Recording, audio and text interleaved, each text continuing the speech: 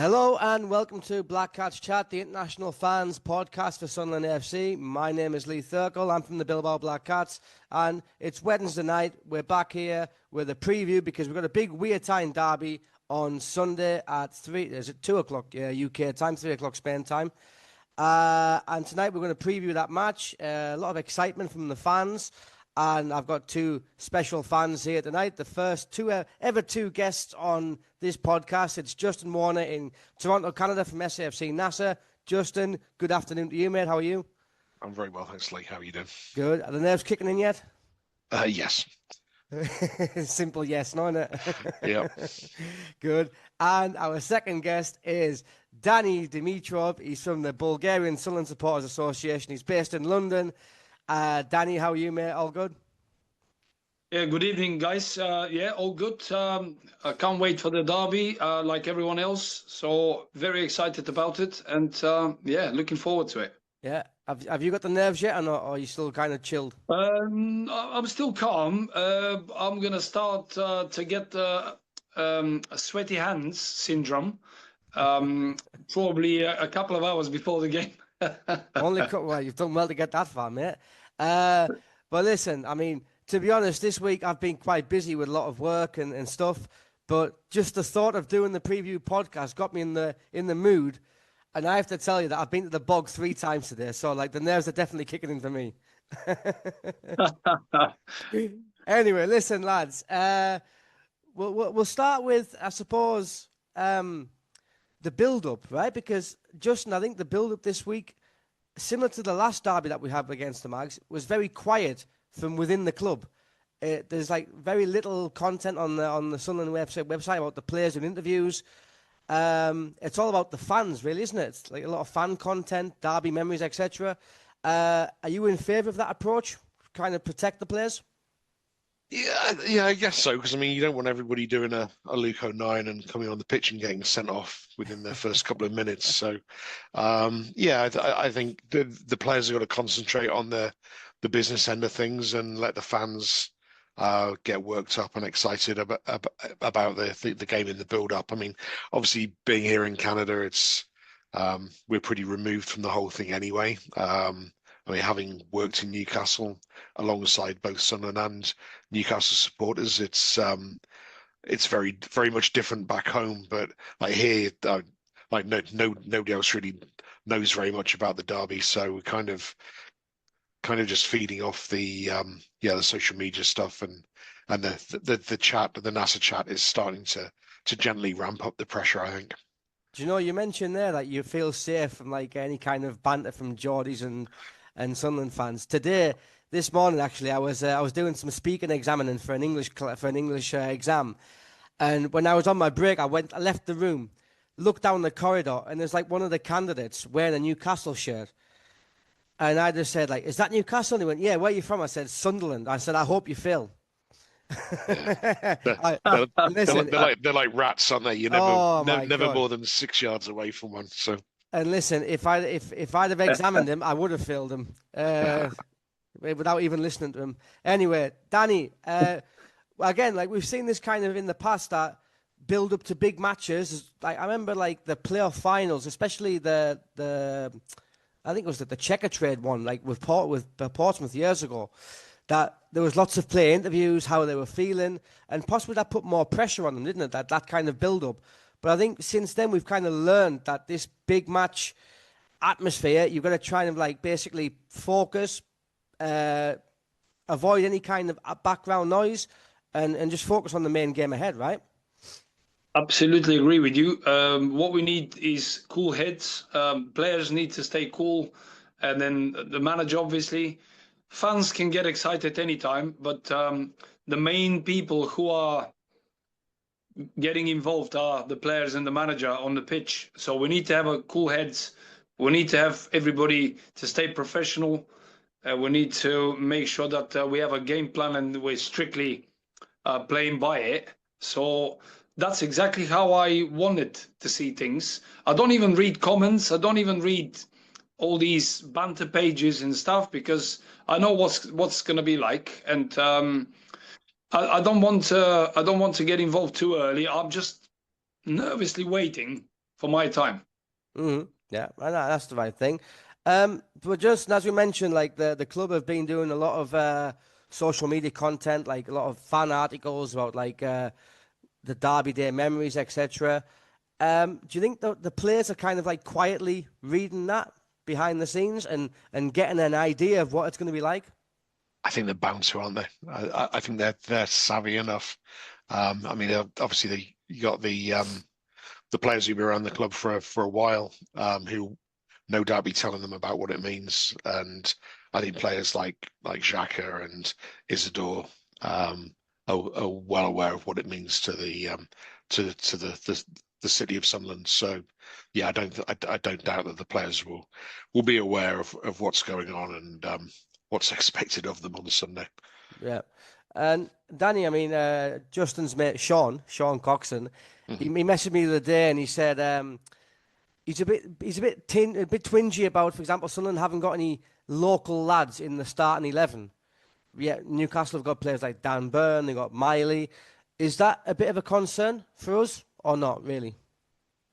Well, for me, not really. Of course, it's nice to have someone like local to like Daniel to be like reminding him what that means and what's happened in the past. But at the end of the day, what's important is to have the best 11 on the pitch and to provide the win for the fans. So everything else will be forgotten after that. So for me, that's not a big deal. I mean, as I said, it would be nicer to have a couple of local lads, but so be it. I mean, this is the Premier League. This is how things are. And we've got to have the best 11 available to get a result and to make the whole city celebrating and every Sunderland fan around the world. Mm-hmm. And like just on that point of like the best 11, I mean, at the moment, our form is it's a bit hit and miss, isn't it? Because we've got, I think, 1 win in 6, couple of draws, couple of defeats, but that doesn't really tell the true story. But does form go out the window on this match, do you think? Kind of hope so. Yeah. A bit of a cliche. Yeah, it's I mean, yes, generally it does.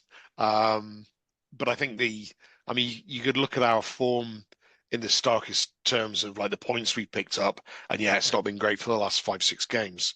But the performances, other than like Fulham was poor, Man City wasn't great, but you could kind of see that like Xhaka and Siddiqui were holding back. I mean, they'll not admit that they were, but I think they were holding back, making sure they weren't getting a yellow card. I think Labrie said that as well, didn't he, in the post-match interview? Yeah.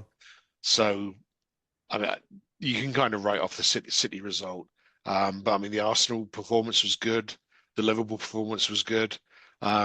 So yeah, I'm not too worried about our form per se, but as Danny hinted, it's kind of the performance on the day that's going to send out the message. And I think they have to be out on their game from the first minute, get the fans behind them, and hopefully go on and get the 3 points.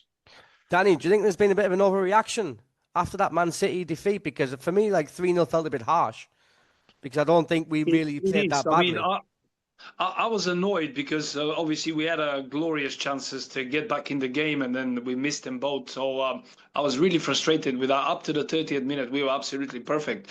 So I don't think we deserve this, but that's how it's in football. I mean, Man City, you got Man City against you, and then obviously they've got fantastic players out there. So it's not a big drama. I mean, for me, for derby games, form doesn't matter. Position in the table doesn't matter. Nothing matters so far.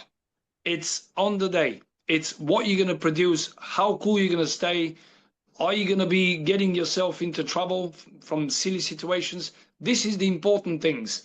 If we play our game, and as Justin said, get the crowd behind us, we're gonna put up a performance, and hopefully that's going to get us the win. But it's how you start and how you change the tempo during the game. I'm pretty sure we've got the players for it. Mm-hmm. Well, yeah. On that note, Justin, the players, Labrie has got a bit of a decision to make. I mean, Have you got in your mind what formation you think he'll go with? Will he go with back four stroke back five, or will he just basically go for a back four? I think it'll be a back four. I don't think we're gonna. I think the back five is very much a defensive counter-attacking side, which is fine against teams like Arsenal, Liverpool, and City. But I think that against Newcastle, we need to be on the front foot. And I think we don't have that sort of we don't have as much attacking impetus when we have five at the back. So I think we'll go with a 4-3-3, 4-2-3-1, whatever you want to call it. I think Lebris has some interesting calls to make. It'll be interesting to see whether Ronaldo comes back into the side at left back. I would imagine as long as he's fit, he will do. Which then leaves the question as to who plays right back, whether it's Hume or Mukiele. You'd imagine it'd be Alderete and Ballard in the middle. Personally, I think I'd probably go with Mukiele just because he's got the long throws as much as anything else. Although I'd like to see Trey Hume kick Anthony Gordon at the stands, but I guess we'll have to see about that. And I think the rest of the team pretty much picks itself. I think really the only other question then is who's centre forward, whether it's Brobbey or Isidore. I think having seen a lot of the chat online, I think a lot of people are leaning towards Brobbey being the one to get the go, just because he's a more physical unit and probably stand up to the Newcastle centre backs better. But and having said all that, Lebris will probably throw something completely different at us at the weekend, and we'll all be scratching our heads wondering what the hell's going on. Dan Neil back in centre midfield. No? Exactly.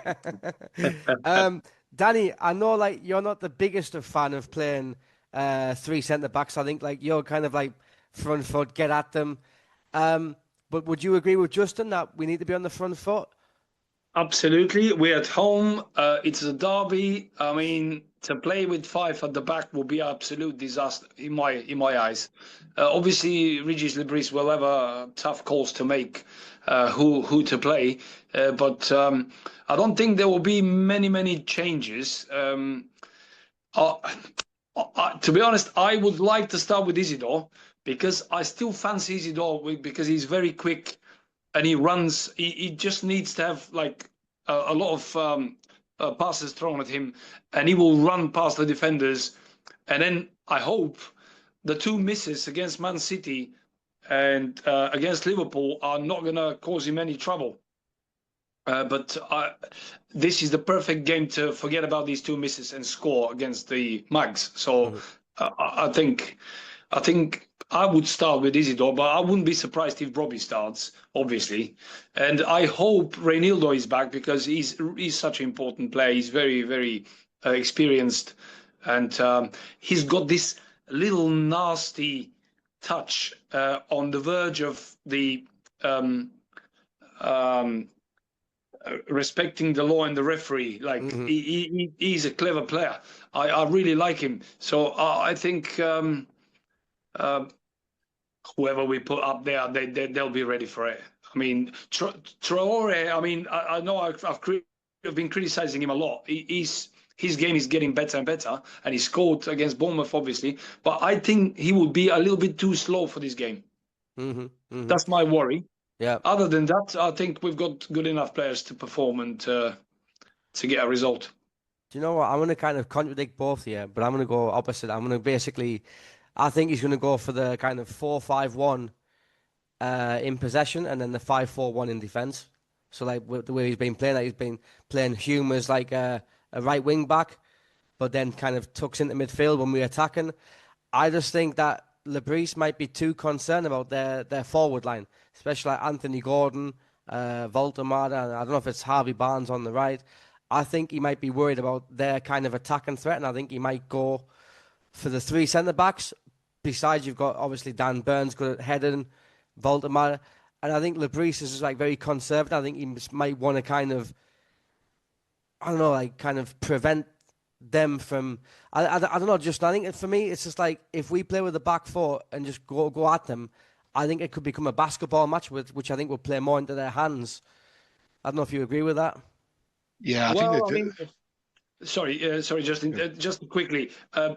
I mean, when you say five at the back, obviously that transforms during the game. Yeah. It's not necessarily means that these five are staying there all game. No, Obviously, yeah. when we are attacking with the wing backs, they go forward and then it changes all the time. So in this respect, I would agree with you. Yeah, it's like a back five out of possession and then a back four in possession, no, Justin? So Yeah, yeah, I yeah, think the question really is who plays as the third player in midfield. I would suspect that Gertruida would probably be the defensive midfielder, and you'd have Xhaka and Siddiqui sort of slightly further forward. So that does allow Gertruida to drop into the back 4/5 as an extra defender if we are under pressure, and then can step forward into midfield as needed. I think, yeah, I mean, again, that's sort of one of the reasons why you sort of wonder whether Mukiele or Hume will start at right back, is Hume does do that stepping up into midfield better than I think Mukiele does. Mukiele's strength really is his pace and overlapping, and like we were saying, if Traore starts, then Traore does also work pretty hard coming back as well. So. Yeah, that's. I think we will start with a four. Though I'd be very, very, very surprised if we actually start with three out and out centre backs. Mm-hmm. No, that's just like my concern is that like if we get hit on the counter attack, Newcastle do have some strong players on the counter attack, and basically I think Lebris likes to be in control, doesn't he, of the game? So I think if it becomes like a basketball match, I think that would play into their hands rather than ours. I think the challenge really is sort of that midfield battle, isn't it? I mean, and I don't know who the Mags will be playing in midfield. I mean, you'd imagine it's probably Guimarães, Tonali, and probably Joe Linton, who are sort of pretty strong players. So yeah, you don't want to be giving up numbers in midfield. So you do really need to be matching up with at least three players who can put the effort in and dominate. But I don't know whether Lebris will go like a full five in midfield just to stop that, because it then opens up space elsewhere on the pitch for them. So yeah, it's going to be an interesting battle for sure. Yeah. Danny, on the forward issue, I mean, personally, just mentioned before that the people on social media like are touting Robbie for the pace. I would personally go for Isidore because I think he understands it more. I think he's been here now for a year. He gets it, doesn't he? I think he hasn't been in great form. He hasn't scored for a while, but I think this is the game he'll be licking his lips for, thinking I've got to go out here and show. And I think Robbie, at the minute, he's basically a 25, 30-minute person that he's got that in him, and then he kind of becomes a bit ineffective. So I think Isidore would be the best choice for me to start. Would you agree with that? Absolutely. As I said earlier, for me, Isidore should start, and then Brobbey is turning to our gold substitution. So I think he's more powerful when he comes on second half, like after the 65th minute or something, and it suits his game. Isidore, on the other hand, I think he's a very skillful player. He would shoot from any position. He runs quickly. He's got like this quick move. He can beat a player or two. So I really fancy him to score in this one, and I'm sure he does too. Yeah. But just to mention that the players from Newcastle that Justin mentioned earlier, they're all playing tonight, I think, against Bayer Leverkusen, and I hope they get really tired and exhausted, so they can underperform against us. Yeah, I mean, I'm looking at their team now for the match against Leverkusen in a couple of minutes' time, but like it looks probably like their strongest lineup, not Justin? Yes. Yeah. I was just looking at that as well. For me, the main concern is Voltemade. Obviously, I think they got a striker who knows where to be and then how to. He's a good finisher as well. So that's my biggest concern. But obviously, all of them. I mean. Harvey Barnes and on the left Gordon, they're like really skillful and a good player. So like we need to be extra careful. Yeah, just now, I don't know if you were going to come in there. Yeah, I was just about to say. I mean, Dan Burns playing tonight. I mean, you'd assume that he'll play at the weekend as well.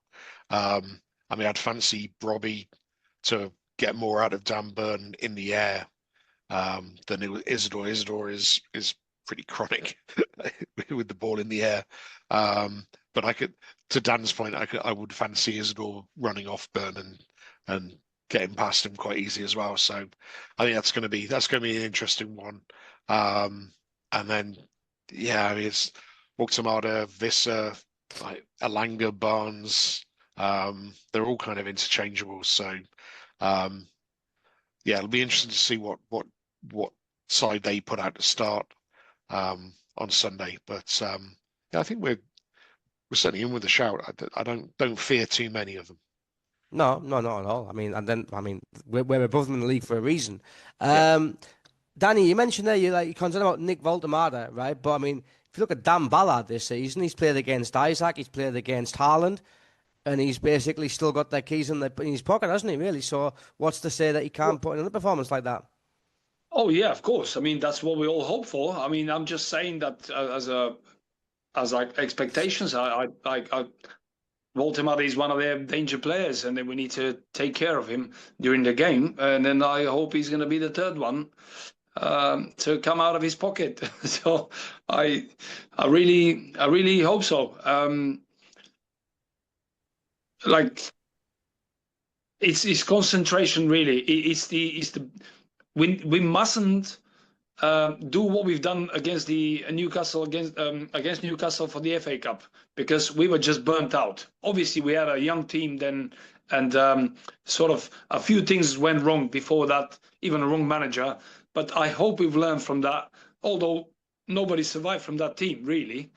So we need to stay professional. We need to put up a performance and then hope for the best. I spoke to a few guys from Newcastle. They work in London. I've got, believe it or not, I've got a Geordie friends here. And they were all saying that they would be happy with a draw away. So I don't know. That means that they're not really positive about the game. No, possibly not. I mean, they're not playing very good, are they? Not really, Reece. I mean, they were complaining last weekend saying the performance against Burnley wasn't good enough.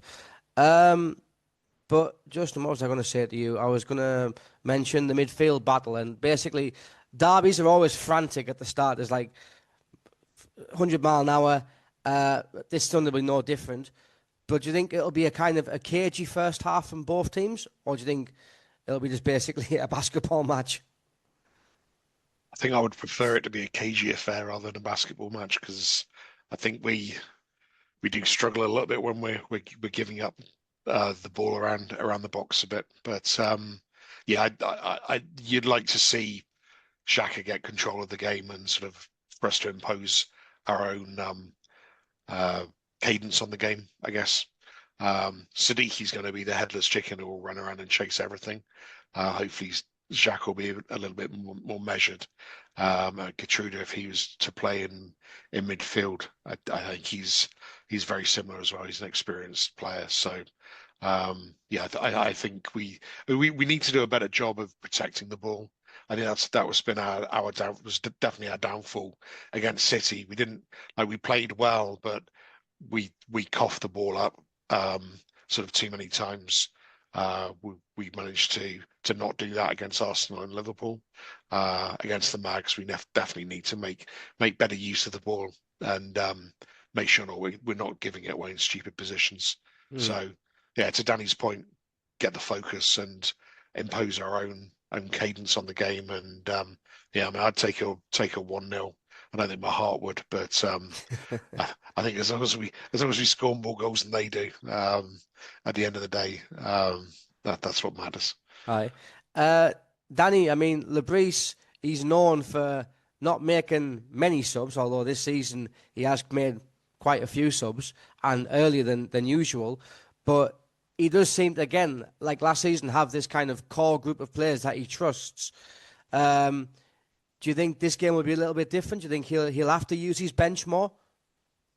I don't think so. I think he will be choosing exactly the players that he was using so far. I don't think he's a big adventurer. He sticks to the same players. And yeah, I mean, he's quite interesting to see how he's gonna approach this game and what he's got in his mind. I'm quite curious to find out. As Justin said, I will take any win, 6-5, 8-7, 1-0. I mean, of course, win is a win. Of course, he's giving you only 3 points, but a potential win against Newcastle would be a big lift for the lads, for the crowd, for everybody involved with Sunderland, and then our season will kickstart again. Going back to how we're going to start the game, I think the first 15 minutes, I think both teams will be very cautious. They will be like playing the ball, try to pass the ball around, sort of lurk and see how the opposition is going to perform. And then if we sense that they're like sitting back and probably showing a little bit more respect against us, then we can probably start and giving them a little bit of a pressure earlier on. And then if we nick an early goal, then we can just carry on from that. But it's important not to concede the first 20 minutes and then to stay cool, get into the game, and then slowly increase the tempo. Mm-hmm. No, I agree. I think we've got to be in control is the key word. Justin, so it's been what, a year and 5 months, 6 months since Labrie came in. In that time, he's got us promoted, and we're currently sitting, I think, 8th or 9th in the Premier League. Is this Sunday's match his biggest match so far, Sunderland coach? Does it top the playoff final? I think you'd probably have to say yes, wouldn't you? I think it's, yeah, as Danny said, it's going to set the mood for certainly the second half of the season. I don't think losing would be disastrous, but it's certainly going to leave a bad taste in the mouth. But I mean, if we were to add another defeat to the two that we've had, the 2 draws and the single win, things start looking more difficult going into Christmas and into the new year. Whereas I think a win really does sort of set the table for hopefully us bouncing back and going on to, I'd say, hopefully to better things in the second half of the season. So yeah, I think it's Labrice's most important game. He'll probably say that he takes one game at a time, but I think over his tenure, this is the biggest one so far. Yeah, and I think as well, I think not losing is the key, because if we lose, and then you've got the AFCON coming, you've got several players missing out, you've got the Christmas period coming up, like it could suddenly change very quickly, couldn't it? Yeah, exactly. Yeah, I mean, who knows what the squad's going to look like in 2 weeks' time, but yeah, I think avoiding defeat is definitely key, and a victory would definitely be setting us in the right direction. Mm-hmm. Danny, I suppose the same question for you then. I mean, is this Labrice's biggest game in your opinion? Well, in terms of what's at stake, I think the playoff final at Wembley was probably the biggest game, because it's what's going to give you. And obviously that guaranteed that we are in the Premier League, because without that game, we wouldn't be playing Newcastle now. So in terms of that, I would probably lean to the Wembley final. But of course, we've been waiting for this derby for 8 years now. And of course, it's the biggest game in the calendar. And then in his CV, the first derby ever for him as a manager, of course, massive game. So in that respect, he will probably approach that game as the most important. So obviously a win will put him in the Sunderland folklore forever. And he knows that really well. Players know that really well. We just hope and pray that's going to happen. And the defeat is unthinkable, really, considering that we had 9 games in the league without a defeat. It would be nice to increase that number and make it 10. And obviously, a win is going to be a much better option, because let me tell you something: the season is not even halfway, and things can change quickly. A win against Newcastle will be like a massive, massive boost for everyone. And then I think we're going to probably, if we win this game, we're going to go on and have a tremendous season. So you think it kind of could make or break in a way the season? Exactly, I think so. This is one of them games that basically everything depends on it. I know it's only 3 points. I know that. And it's a long season, but that actually is going to give you so much energy and confidence that players would use to build up and get a better performance after better performance. Mm-hmm. Yeah, Justin, would you agree with that? It could make or break the season if win, lose. I think losing would put us in a bad place, and I think winning it would certainly raise spirits around the club and sort of build up belief again. I mean, the players seem to be a fairly together bunch, fairly good spirits, but a defeat is definitely going to knock you down a peg or two. Whereas a victory against your local rivals is always going to be a big lift going into a relatively difficult Christmas period. So yeah, I think win or draw is decent for us. Losing, I think, is questions going to be asked then basically, and again with AFCON coming and with players going to be missing, you do start to worry about how things are going to pan out over the next sort of 6-8 weeks while those players are away. So yeah. And Danny, in previous big matches before the players arrived, the fans have lined the street to give the players a welcome with like flares and everything. Are you a fan of that? Do you think it's a good idea to do that? Personally, I'm not a fan of that, but I'm a bit of a miserable bugger. I just think that it kind of puts too much pressure on the players when they're kind of in the game, in the zone, in the game mode, and they're planning. And I think if they get that, it might kind of, I don't know, not upset them, but kind of like put them off a little bit, or not? But that is a really tough question, because we all remember what happened before the Coventry game. At the Stadium of Light. We had the same flares outside and the bus and everybody screaming and like a hostile atmosphere. But you saw that we were like very, very nervous during the game. They scored, and then we had lots of trouble during that game. I'm not saying it's because of that, but quite often this could be doing the opposite effect. And on the other hand, I really want to see atmosphere and get Newcastle players to see what's happening outside, and just to sort of create a hostile atmosphere. So it could work both ways. It depends how we react to it. It depends how the players actually react to it. Embrace it or not, yeah. If they embrace it or not, yes, because sometimes it could be the other way, and basically you don't know what to expect. But can I use the opportunity to ask you something? Can you see clearly my shirt I'm wearing? Yeah. Well, I was wearing this shirt when we beat them 3-0 with Sam Allardyce. I was there with Rado, and I've been only to the derby twice. In the league, it was this one, and the FA Cup, obviously, 2 years ago. So I really hope this shirt helped me and get the same result. Fingers crossed, mate. Fingers crossed. I know it's a bit too optimistic, but that's the reason I'm wearing it. Top man. Justin, the reason why I brought up like the line in the streets thing is because Athletic Club Bilbao here, they did the same thing, and like they lined up the square, the main square, and thousands of fans were there. And some of the players actually said that it kind of got to them, the pressure.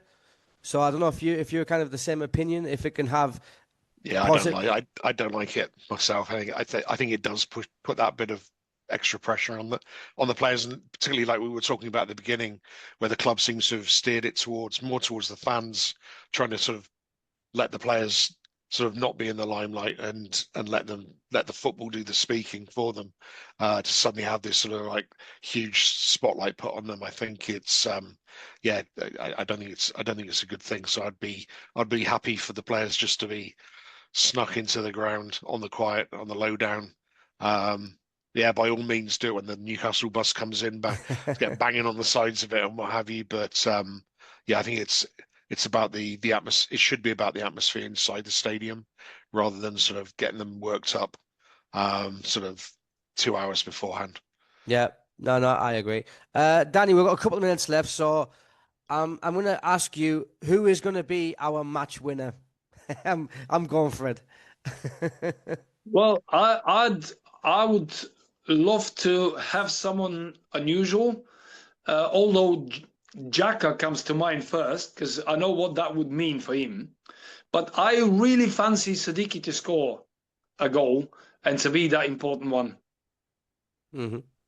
Yeah, okay, fair enough. When you said someone who we don't expect, I was thinking Billy Jones. Well, there you go. Yeah, I mean, yeah, he scored the second one. Yeah, on that particular Danny game. Higginbottom. I mean, Danny Higginbottom. well, obviously, Dan Ballard would be nice to score. I love seeing his reaction after he scores. So, like, I would love to see this. Yeah, Justin, quickly from you, your match winner or your. Alderete. So Dan Ballard sucks in all the defenders. They're all on him. Alderete sneaks in the back and nods it home. Well, I wouldn't mind a scissor kick from Alderete. I mean, Romero did South American scissor kick. Romero did one against him. So, yeah. All right. Well, gents, thanks a lot for your time this afternoon, this evening. Dan, I know that you're going to the match. You're working for Bulgarian TV. You're definitely going to wear a Sunderland shirt underneath this time, are you? Please. Absolutely. Good, top man, top man. Right, lads. Anyway, listen, we'll chat, I suppose, in the lead up to the game in the next coming days. But Dan, enjoy the game. Justin, enjoy the game. I suppose Canada Toronto branch having a meeting up. Yeah, we're in Oakville this weekend, so yeah, we'll be together. Brilliant. We've got a branch meeting up as well with the Bilbao Black Cats, about 15, 20 people coming. So yeah, big screen. Brilliant. Right, lads, that's it for today. One thing left to say: how are the lads and FTM? To be polite. Right, lads. Thank you. Always pleasure. Always pleasure, guys. Cheers.